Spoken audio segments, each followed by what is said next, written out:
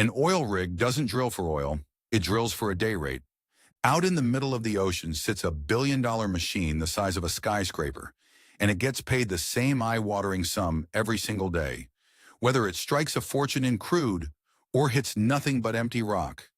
The company that owns that rig doesn't care if there's oil down there. It only cares that someone is renting the drill. This is the economics of owning an offshore oil rig, one of the most expensive machines humans have ever built, and one of the strangest money games on Earth.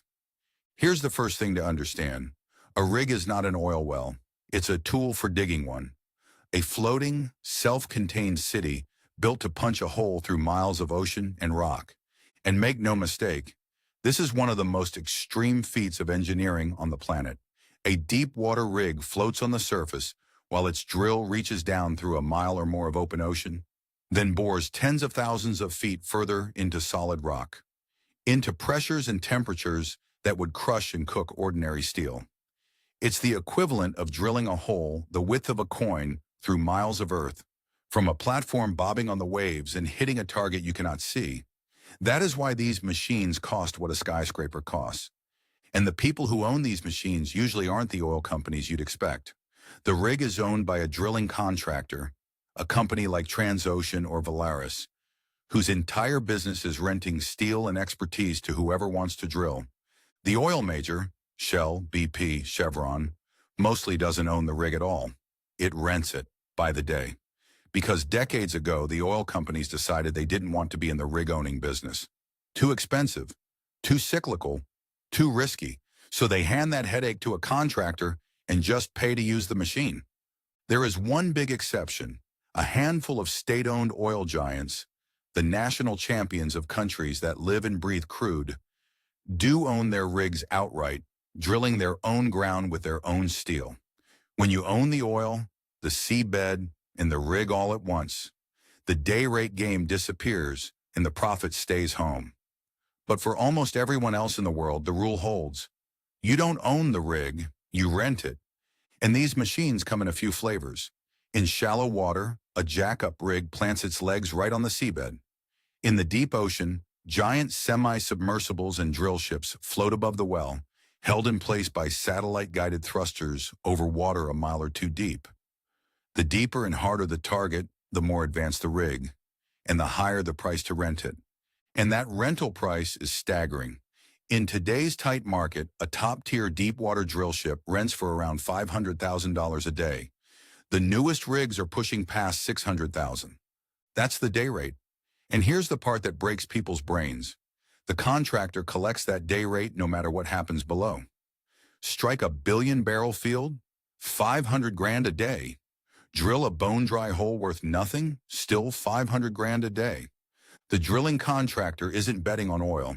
It's renting out a very expensive machine, and it gets paid the moment the drill starts turning. Win or lose, the oil company takes the gamble. The rig owner just collects the rent. Now picture what that actually costs. A single deep-water well can take 2, 3, even 6 months to drill. At $500,000 a day, that's tens of millions of dollars in rig rental for one hole in the ground. And the oil company pays every single day of it, long before it knows whether there's anything down there worth pumping. And here's the gut punch. Most of the time there isn't. Exploration wells, the ones drilled into brand new ground, chasing a hunch on a geologist's map, fail far more often than they succeed. Whole fortunes vanish into holes that come up dry. The oil company can spend $100 million renting a rig, drilling for months into the seabed, and pull up nothing but salt water and rock. The rig owner still collected every dollar of that day rate. The gambler walks away empty-handed. The house that rented him the table gets paid either way. So why doesn't everyone rush to own one of these money-printing rentals? Because building one is brutal. A modern deep-water drill ship costs somewhere between $700 million and $1.5 billion to build. That's before it ever leaves a shipyard. And let's actually do that math, because it's the heart of the whole business. Say you spend $1 billion building a rig. At $500,000 a day, you'd need it working flat out every single day for over 5 years straight just to earn back the sticker price. And that's before fuel, crew, interest, and repairs. which means a rig only makes money if it stays rented, year after year, with barely a gap between contracts. The enemy was never a bad day of drilling. The enemy is an empty calendar. Then you have to run it. Out at sea, a deepwater rig can burn through $1 million a day just to operate. The bare machine rents for around $500,000, and the crew, the gear, and the fleet of supply ships and helicopters that keep it alive cost roughly the same again, and it never sleeps. A rig is a floating town. A big offshore rig carries well over 100 people living on board for weeks at a time. Drillers, engineers, cooks, medics, mechanics, flown in by helicopter, fed around the clock, working 12-hour shifts in the middle of nowhere, a small city bolted to the sea. And getting one of these machines to work is a saga in itself. A rig doesn't just sail over and start drilling. It has to be hauled across oceans, positioned to within a few feet over a target on the seabed a mile or two below, and hooked into a web of pipes, blowout preventers, and remote-controlled submarines. Contracts are usually locked in years in advance, for years at a stretch. A single charter can be worth hundreds of millions of dollars over its life, and that backlog of signed contracts is the contractor's real asset, not the steel, the promises to keep paying rent on it, long after the ink is dry. Now here's where owning a rig gets terrifying. The whole business runs on the price of oil. When oil is booming, day rates soar, and every rig on Earth is working. But when the price crashes, the drilling stops almost overnight. Suddenly, your billion-dollar machine has nobody to rent it.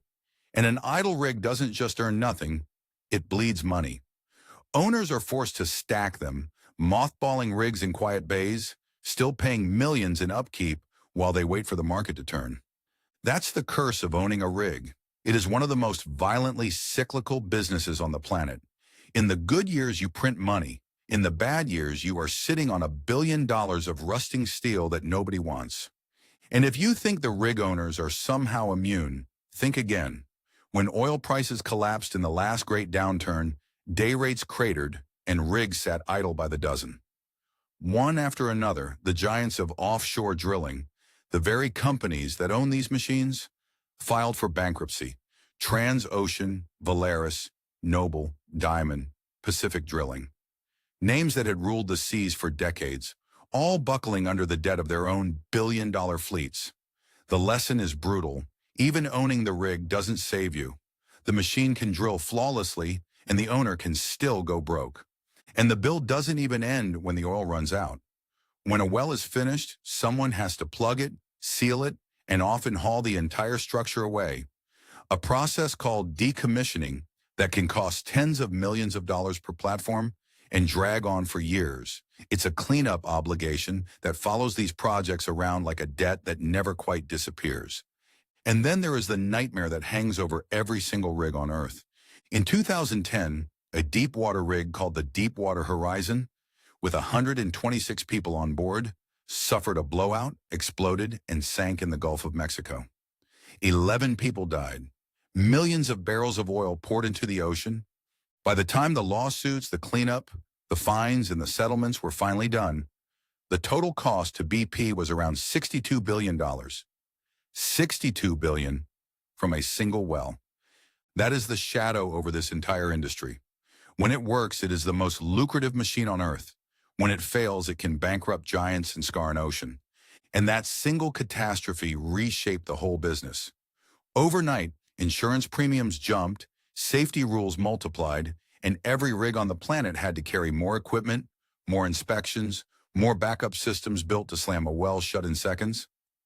Owning a rig today means paying for all of it. The endless training, the redundant blowout preventers, the drills that rehearse disaster over and over. Because everyone offshore knows exactly how fast the best day of your career can turn into the last one. So in this whole dangerous billion-dollar game, who actually walks away with the safest money? Not the oil company. It takes the biggest gamble of all. It pays $500,000 a day whether or not it finds a single barrel, and it carries the liability if it all goes wrong. The drilling contractor does better. It collects rent on its machine, but it lives and dies by the brutal boom and bust of oil prices, as all those bankruptcies proved. The truly safe money belongs to the one player who never spends a dollar building a rig, never sends a soul offshore, and never risks a spill. The government that owns the seabed. Because here is the deepest truth in this entire business. Nobody drilling actually owns the oil. Almost everywhere on Earth, the resource beneath the seabed belongs to the government. The oil company doesn't buy the crude. It buys a license to go looking for it, and it pays for that license before a single drop comes up. Before anyone drills a thing, they have to lease the ocean floor from the state. In the U.S. Gulf of Mexico, the government now takes a royalty of 18.75%, nearly a fifth of the value of every barrel pulled from the ground, plus billions of dollars in upfront bids just for the right to drill, plus taxes on top. In one recent auction, companies bid hundreds of millions of dollars just for the chance to explore. And in much of the world, it's even steeper. National governments and their state oil companies claim the lion's share of everything produced. No rig, no crew, no risk, just a cut of the oil, off the top, forever. So, should you own an offshore oil rig? On paper, it's a machine that rents for $500,000 a day.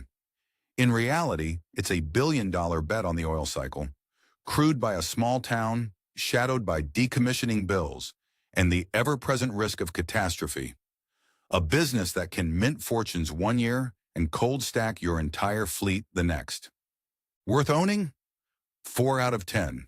The day rate is real, but so is the boom and bust, and the safest seat in the whole ocean was never on the rig. It was owning the seabed underneath it.